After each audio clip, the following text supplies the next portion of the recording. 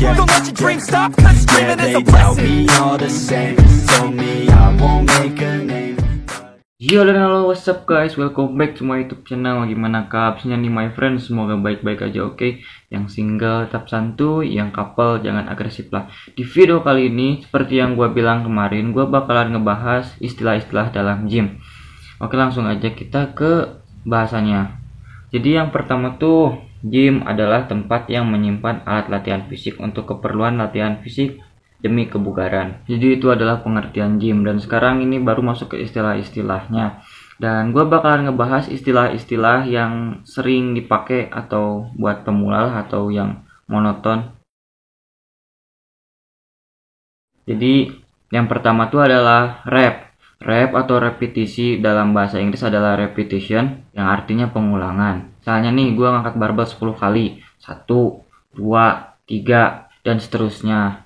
Nah, begitu udah 10 kali angkatan, naik dan turun itu dihitung 1 kali ya bro. Berarti udah 10 kali rep. Atau ketika misalnya gue ngelakuin 10 kali push up, artinya itu gue udah ngelakuin 10 kali repetisi. Berarti repetisi adalah pengulangan gerakan yang sama yang diulang-ulang. Biasanya hitungan standar repetisi itu 8-12 kali. Yang kedua, set. Nah, istilah berikutnya adalah set.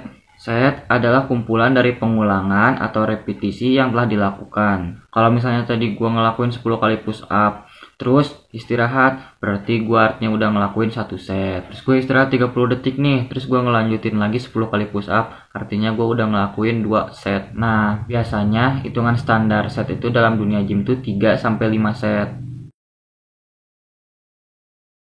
Yang ketiga, dumbbell dan barbell. Dumbbell dan barbell adalah alat-alat fitness standar yang biasa dipakai di tempat gym. Bedanya dumbbell itu yang panjang dan barbell itu yang pendek. Di beberapa tempat gym ada alat yang bulat dan itu disebut kettlebell. Tapi gue jarang pakai alat itu sih, karena soalnya jarang juga di tempat gym gue gitu.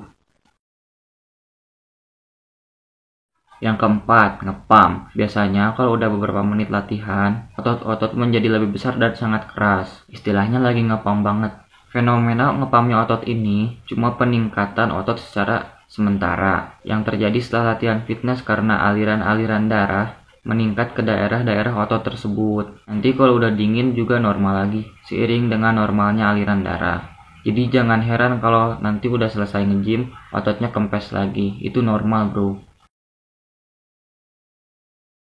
5. Kardio. Latihan kardio, singkatan dari kardiovaskular, adalah aktivitas fisik yang dilakukan dengan intensitas sedang dalam jangka waktu yang lama. Contohnya lari, sepeda, renang adalah termasuk latihan kardio. Kardio bisa dilakukan kapan saja, nggak harus di tempat gym. Kardio yang biasa dilakukan di tempat gym adalah sepeda dan lari dengan treadmill atau menggunakan mesin ellipse. Aerobik termasuk juga kardio, dan biasanya untuk cewek-cewek. Keenam, otot kering dan otot basah. Otot basah berarti badannya masih punya kadar lemak yang tinggi. Otot besar, tapi detail ototnya masih belum jelas karena masih ketutup lemak. Otot kering, kadar lemak rendah sehingga otot terlihat jelas karena tidak tertutup lemak. 7. Spot. Spot adalah seseorang yang membantu orang tersebut menyelesaikan set tanpa cedera. Spotter berarti orang yang mengawasi. Biasanya di tempat fitness banyak orang yang lagi latihan ada dibantu partner. Di sini fungsi spotter bukan untuk membantu setiap angkatan, tapi untuk mengawasi kalau di repetisi terakhir lu failure atau nggak kuat lagi ngangkat. Jadi nggak khawatir ketiban barbel itu. 8. Failure. Failure ini dimana momen lu harus berjuang keras untuk mengangkat rep terakhir jika mengangkat beban. Jadi kalau lu udah sampai di repetisi kesekian dimana lu harus mati-matian angkat beban sampai ngeden-ngeden, atau bahkan butuh spotter untuk meminta bantuan sehingga nggak sanggup lagi untuk nerusin repetisi berikutnya. Inilah titik failure-nya. Berlatihlah sampai titik failure. Jangan berhenti ketika lu merasa masih bisa melakukan 10 repetisi lagi, atau mungkin bebannya yang harus ditambah. 9. Bulking. Fase atau sejumlah waktu di mana training dan diet ditujukan untuk membangun massa otot sebanyak-banyaknya dengan penambahan kadar lemak tubuh seminimal mungkin.